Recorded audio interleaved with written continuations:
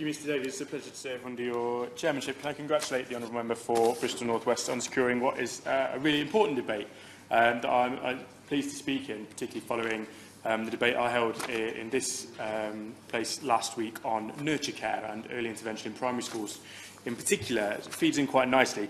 Early years education and nursery provision is crucial to ensure that every child has the best start in life.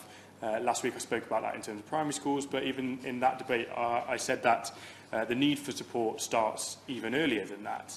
As the member for Bristol North West said, free childcare is often considered to be important because it allows parents to return to work. But for me, much more importantly, it ensures that children receive a good educational foundation. Without the right support in early life, children suffer. The challenges become more complex and costs grow. That's why I'm an advocate of early intervention and proper support for disadvantaged and troubled families. Across Mansfield and Warsop, there are many low-income families that rely on free childcare and would certainly benefit from greater support with those costs. We have a relatively high take-up of free childcare offer for 2-year-olds, but I continue to have concerns that those most in need are the ones who don't take it.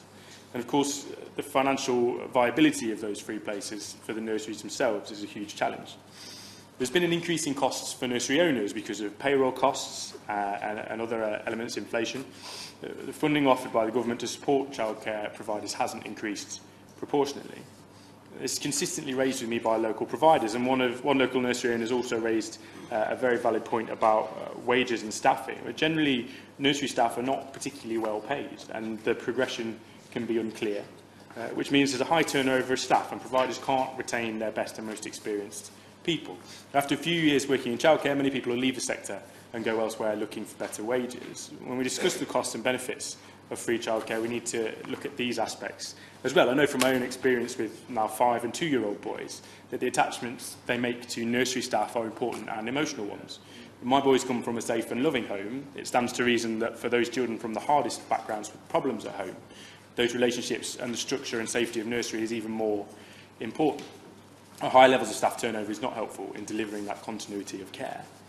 This element is something that Sutton Trust has been campaigning on. The Trust has argued we should consider giving early years teachers qualified teacher status. The increase in pay, conditions and status this would entail will certainly help retain a skilled and experienced workforce in this sector. We would, of course, need funding to make it work. I welcome the commitment by ministers in the autumn to support early development at home, including funding for additional training for health visitors to identify speech, language and communication needs, which I think is a good step to tackle disadvantage and help identify special educational needs in order to offer the best and earliest interventions. I'd like to see early years education form part of a formal intervention into which those children who most need it can be referred following those early identifications. I think giving children the access to that support as early as possible and perhaps in a more formal way, in a more directive way for parents would be helpful. I will give way. It's actually making a very good case for people less advantaged than most of us. I'm just interested whether he shares my view about Sure Start centres, because they were actually developed very much to be outreach in nature, and yet we've lost a lot of that. Would you encourage the Minister to encourage greater outreach into those communities like we had under Sure Start?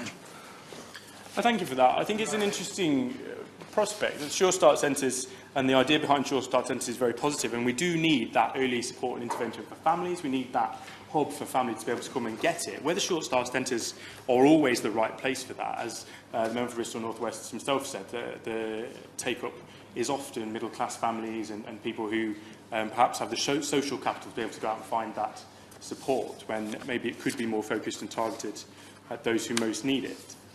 I think it's good news we're spending more than any other government in terms of supporting early years education, around £6 billion a year by 2020. And it's positive that over 90% of all 3- and 4-year-olds are accessing government-funded early education, so heading in the right direction in many respects. But more carefully, we need to look more carefully at the impact of that provision, especially when it comes to the existing childcare offer. So the government's 30 hours free childcare policy amounts to just over 1,100 hours of free childcare a year for many families, including my own. In fact, I count down the days until September when my youngest is eligible for free childcare for 3-year-olds, and all the holidays I'm going to be able to go on with that extra money. But that perhaps in itself identifies the problem, in that it shouldn't be necessarily paying for my holidays that funding is used for. As the Education Select Committee, which I have the privilege of sitting on, noted in our recent report tackling disadvantage in the early years, the policy might actually have entrenched inequality rather than helping to close the gap. The committees argued that government should reduce the upper earnings cap for 30 hours childcare and use that extra funding to provide more early education targeted at the most disadvantaged children.